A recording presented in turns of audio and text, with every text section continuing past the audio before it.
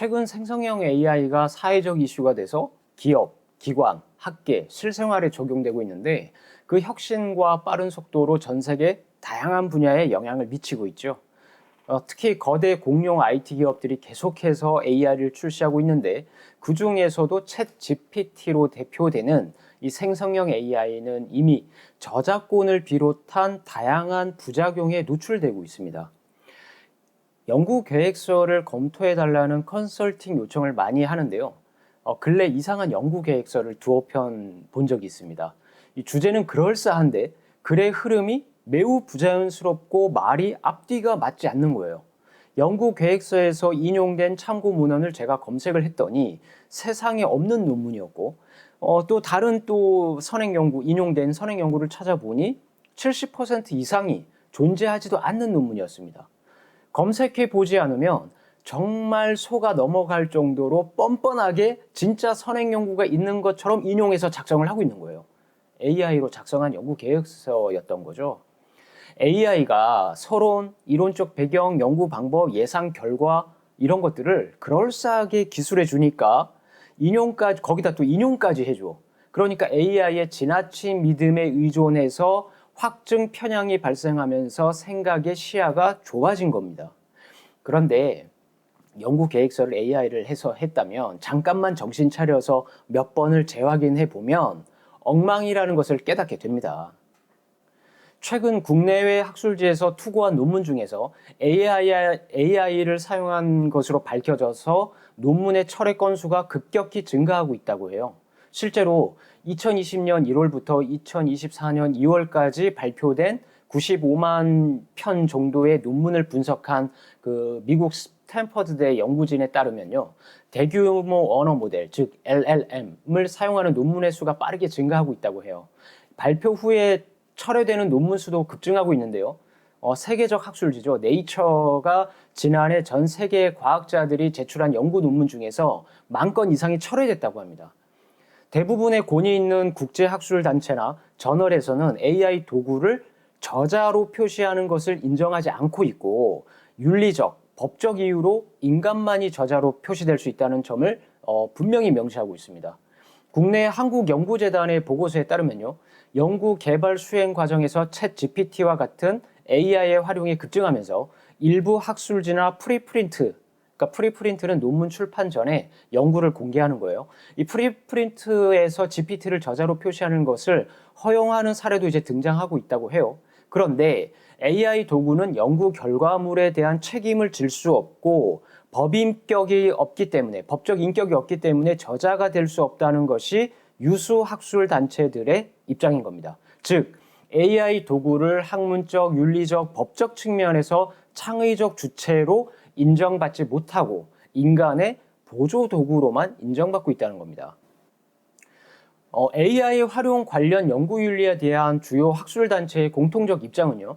AI와 같은 알고리즘 도구를 사용한 텍스트, 이미지, 그래픽 이런 것들은 편집자에게 알려야 돼요. 그리고 그 학술지의 편집자, 혹은 학위 논문이라면 지도교수에 알려야 되는 거죠. 명시적인 허가 없이 논문에 사용해서는 안 되고 사용했다면 AI 기술의 사용 방법을 명확히 밝혀서 카버레터라고 하죠. 표지 서신과 제출 원고의 출처를 밝히고 기술해야 한다는 겁니다. 이 챗 GPT와 같은 챗봇은 연구 결과의 정확성, 진실성, 독창성에 대한 책임을 질 수 없기 때문에 저자가 될 수 없다는 것이 공통된 의견입니다. 그리고 요즘은 카피킬러, 표절 검사 같은 카피킬러 말고도 AI 챗봇을 통한 이것도 표절로 걸러냅니다. 이제 그 기술도 나왔어요. 그것도 이제 체크를 해야 됩니다. GPT를 사용했다면. 그리고 AI는 무엇보다 부정확하고 불완전하고 편향적이면서도 권위가 있는 것처럼 보이는 결과물을 생성할 수 있기 때문에 저자들은 결과물을 신중하게 검토하고 편집할 것을 유수 학술 단체들이 주의 당부를 하는 겁니다. 공고를 하는 겁니다. 우리가 AI로 연구 계획서나 논문을 작성하는 것이 권장되지 않는 이유를 제가 좀 몇 개를 들어보면요. 첫째, AI는 주어진 데이터와 규칙에 따라 패턴을 학습하고 결과를 생성하거든요. 하지만 창의성, 혁신적 사고, 문제 해결 능력과 같은 인간의 창의적 능력은 현재로서는 AI가 대체하기 어렵다는 겁니다. 새로운 아이디어를 바탕으로 한 새로운 관점이 필요하고, 이를 위해서는 AI에는 부족한 인간의 독창성과 창의성이 필요한 건데, 현재의 AI 기술은 완벽하지 않고 특정 분야의 전문 용어와 추상적인 개념을 정확하게 이해하고 복잡한 연구 문제를 파악하기 어렵다라는 겁니다. 또 다음으로, 논문을 작성하려면 특정 주제나 분야에 대한 깊은 이해와 연구가 필요하거든요. AI는 단순히 데이터와 알고리즘에 의존할 뿐 문제를 해결할 수 있는 학문적인 호기심이나 깊은 통찰력, 탐구적 사고방식을 갖추지 못하고 있다는 거죠. 다음으로 또 AI로 논문을 작성하는 것은 그 자체로 윤리적 문제를 제기할 수 있는 겁니다. AI는 다른 사람의 아이디어를 사용하거나 기존 문헌을 학습해서 유사한 문장을 작성하기 때문에 출처가 명확하지 않은 경우 부정확한 정보를 생성하는 경우가 많습니다. 논문에는 정확하고 검증된 정보가 필요하기 때문에 의도하지 않은 표절로 이어질 수 있고, 이는 저작권 침해 또는 학문적 부정행위로 간주될 수 있는 거죠.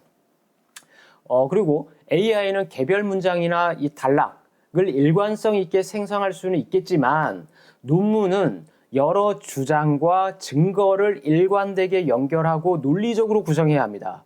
이 부분에서 인간의 판단력과 추론 능력이 필수적이라고 할 수 있는데, AI는 이러한 복잡한 논리적 구조를 이해하거나 구성하기 어렵다는 거죠. 또 이런 게 있죠. 데이터 분석을 설명하고 통계적 결과를 제공할 수는 있지만, 수치나 그 어떤 데이터의 결과값이나 유의 수준 정도를 설명할 수 있을 뿐, 연구 결과를 해석하고 의미 있는 결론을 도출하는 데는 거의 사용할 수 없다. 왜? 경험에 대한 이해가 부족하기 때문이죠. 자, AI는 여러분, 논문 작성 과정에, 연구계획서 작성 과정에 도움을 줄 수 있는 도구지만, AI만으로는 완벽한 논문과 연구계획서를 작성할 수 없다는 것은 분명합니다. 논문 작성 같은 경우는 연구자의 전문성, 경험, 창의성, 비판적 사고 등등의 여러 가지 필요한 복잡한 과정을 거쳐야 되는 거잖아요. 이러한 이유 때문에 현재로서는 AI가 학술 논문이라든가 연구계획서를 완전히 독립적으로 작성하는 것은 불가능하다. 많은 논리적 오류, 근거 없는 주장, 불명확한 인용, 심지어는 존재하지도 않은 논문을 존재하는 것처럼 막 기술을 해준단 말이에요. 이게 심각한 거죠. 이 논문은 특정 주제나 문제에 대해서 체계적이고 논리적으로 자신의 연구 결과에 대한 의견, 주장을 일관성 있고 형식에 맞춰서 유기적인 흐름으로 기술을 하는 거죠. 그리고 최종적으로 무엇을 해야 됩니까? 이 논문을 가지고 동료 평가, 동료 평가라고 해서 주위에 있는 그 석사과정, 박사과정 말고요. 저 박사학위 이상의 교수, 박사학위 이상의 그 자격을 갖고 있는 동료, 그리고 전문가에게 반드시 동의를 받아야 한다. 그게 이제 논문인 거예요. 근데 그 동료 심사들이 딱 보는데, 심사자들이 전혀 막 엉뚱한 이런 글, 누가 봐도 AI가 작성한 이런 글을 가지고 온다 그러면 누가 통과시켜 줍니까? 논문이잖아요, 논문. 그죠? 학문적 창의성과 사고의 질은 여전히 사람의 본연의 영역이기 때문에 AI를 연구의 어떤 보조도구로 활용할 수는 있겠지만, 전체 논문 틀을 AI로 작성하는 것은 매우 바람직하지 않고, 오히려 잘못하면 처음부터 모든 것을 다시 리셋해서 시작해야 할 수 있음을 주의해야 합니다.